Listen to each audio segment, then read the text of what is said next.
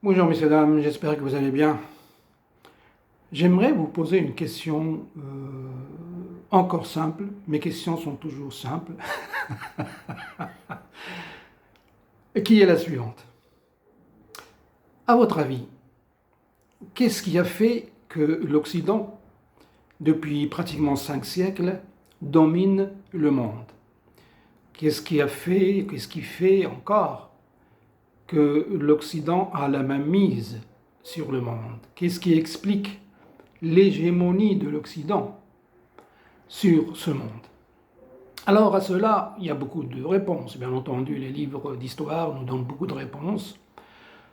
Nous trouvons par exemple que l'une des explications réside tout simplement dans la philosophie des Lumières, qui a justement complètement changé la face du monde, la façon de voir le monde, la façon de concevoir le monde, qui a mis la raison et la science au-dessus de tout, qui a séparé la religion de l'État, etc., etc.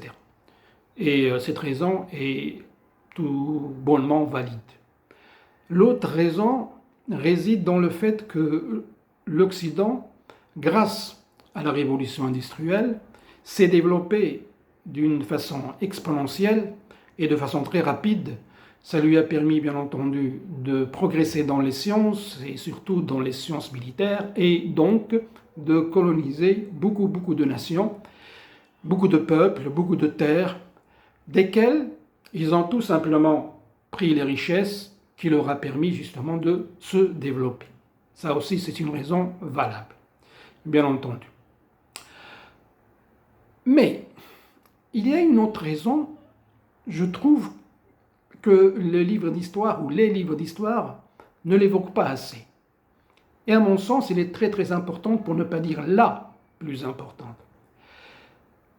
Je pense, à mon humble avis, que la plus grande victoire de l'Occident réside dans le fait de faire croire, de faire admettre aux autres nations que ce qu'on appelle les valeurs universelles, qui sont à la base issues de la philosophie des Lumières, sont les valeurs occidentales.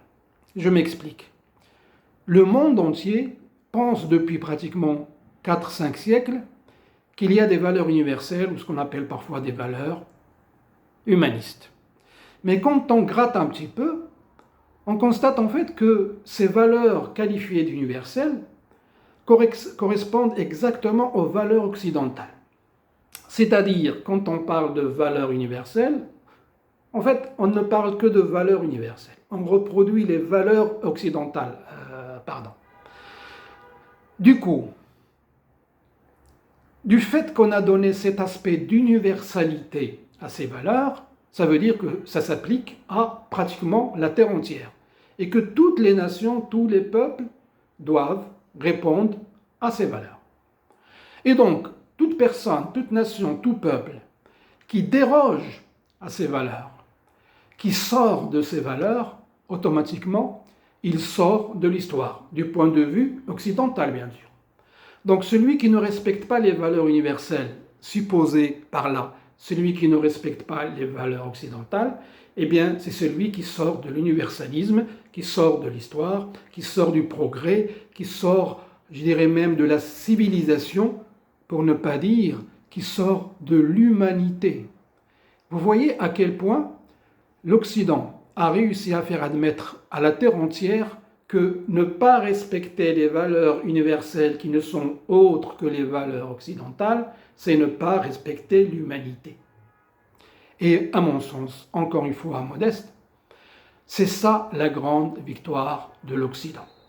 Nous faire admettre que les valeurs universelles équivalent aux valeurs occidentales, et vice-versa. Maintenant, le monde évolue, le monde progresse, des nations avancent, d'autres reculent.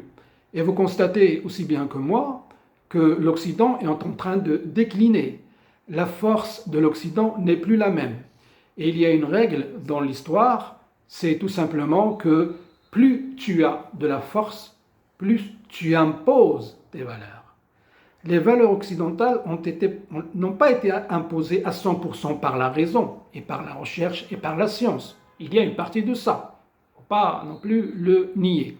Mais les valeurs occidentales ont été imposées par la force, par les armes. Et donc, puisque cette force est en train de décliner, eh bien, les valeurs occidentales sont en train de décliner. Simplement, vous le savez aussi bien que moi que la nature a horreur du vide. Et donc forcément, lorsque les valeurs universelles, ou plus exactement les valeurs occidentales, déclineront à 100%, ben, ils seront remplacés par d'autres valeurs. La question est, quelles sont les valeurs qui vont remplacer les valeurs occidentales? Quelles sont les valeurs qui vont devenir, qu'on va qualifier désormais de valeurs universelles? Bien entendu, il ne s'agira pas des valeurs arabes. Vous savez aussi bien que moi pourquoi. Ni des valeurs africaines, ni des valeurs latino-américaines. Il s'agira, vous l'aurez compris, des valeurs asiatiques. Et plus précisément, des valeurs chinoises. Cela veut dire quoi? Cela veut dire que la Chine, qui travaille dans le silence, va finir par, grâce à sa force bien entendu, va finir par imposer ses propres valeurs et le monde entier, la terre entière, va devoir apprendre le mandarin et manger du chien.